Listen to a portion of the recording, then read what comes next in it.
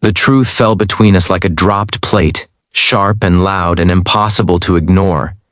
And in that second, I saw the woman I loved shrink back, as if the ground itself had betrayed her, her eyes searching my face the way someone looks for an exit during a fire. And I wondered how I would feel if the person I trusted most suddenly became a stranger standing inches away. We were standing in a quiet barn on the edge of rural Ohio, a place that smelled of hay and dust and old promises, the same place where we had laughed about nothing and planned everything. And now the silence felt heavier than any argument we had ever survived. Her name was Rebecca, a woman who had grown up counting every dollar and every disappointment, a woman whose childhood taught her that love was fragile and security was rare. I had met her years earlier when I was pretending to be just another struggling man, working odd jobs, driving an old pickup, and worrying about rent the way everyone around us did. She loved me not because I had much, but because I showed up when her car broke down, because I listened when she talked about her late mother, because I stayed when life felt cruel and unfair. And now, with one confession, I risked turning all of that into a lie. If this happened to you, if you found out that the person you built your life around had hidden something so massive, would you feel foolish or furious, heartbroken or betrayed? Or would you wonder whether the love you felt had been real at all? That question haunted me as I watched her struggle to breathe through the weight of my words, because I knew that what I had done, even with pure intentions, had the power to destroy everything. My real name was Matthew Caldwell, not Matt the handyman who barely scraped by.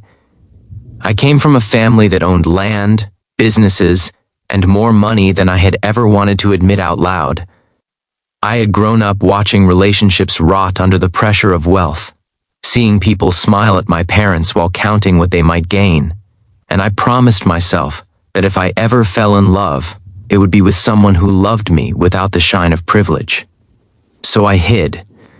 I moved out of the city, wore worn-out jeans, and let people believe I was poor because I wanted to know what love looked like when there was nothing to gain. When Rebecca entered my life, it felt like the answer to every prayer I had never spoken.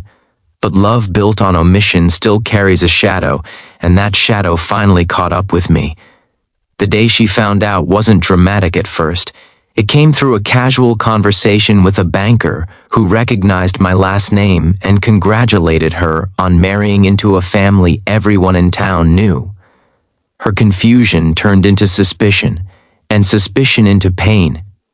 And by the time she confronted me, her heart was already bleeding.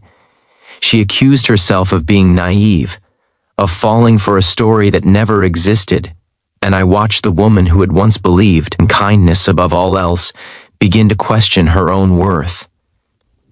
The days that followed were heavy with distance. She slept in the guest room. I walked through our house like a ghost, realizing that money could buy silence but not forgiveness. I tried to explain that I wanted real love, that I was afraid of being chosen for the wrong reasons, but explanations sounded thin against the reality that I had taken away her choice. She had loved a version of me that wasn't whole, and no matter how pure my motive had been, the hurt was real. Sometimes love doesn't break loudly. It cracks slowly, quietly, until you realize you're standing on something that might collapse. Rebecca began questioning everything. She wondered whether our first apartment, our small wedding, the nights we cried together over unpaid bills, had all been a test she never agreed to take. She remembered moments when I could have helped more, when I could have eased her stress, but chose not to, and those memories cut deeper than anger. Watching her relive those struggles broke something inside me, because I realized that protecting myself had cost her peace. Weeks passed before she spoke to me again in a way that felt human. She told me about her fear of being used, about growing up watching her father leave because life was too hard, about promising herself she would never depend on anyone who might disappear. She said my secret made her feel small, like her love had been measured and approved instead of trusted.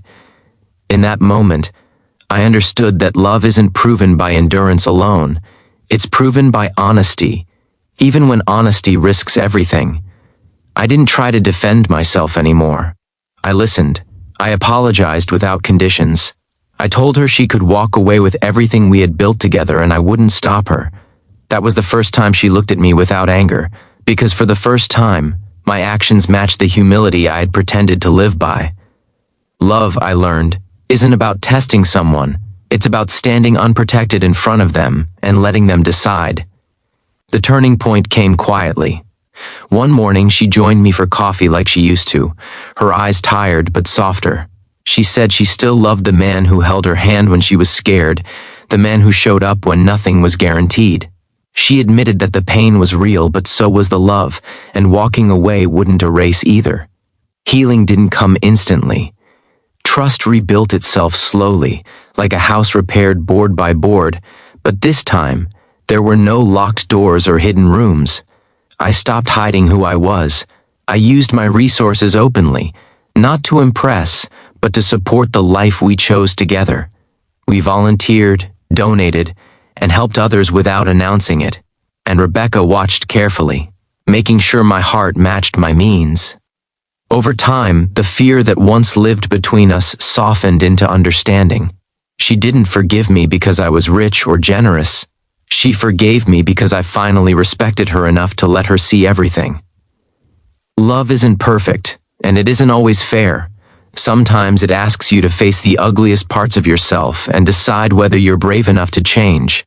If you were in her place, would you have stayed, or would the betrayal be too much to carry? If you were in mine, would you have risked honesty from the beginning, or hidden behind fear like I did? Before the story ends, I want to ask you something deeply personal, something that matters more than opinions or views. Please tell us in the comments what you would have done if you were Rebecca, because your answer might help someone else find clarity in their own pain. Years later, when I look at Rebecca sleeping beside me, I know that love survived not because it was tested, but because it was finally trusted. And if this story touched your heart, made you reflect on honesty, forgiveness, or second chances, please like, comment, share, and subscribe, only if it truly moved you.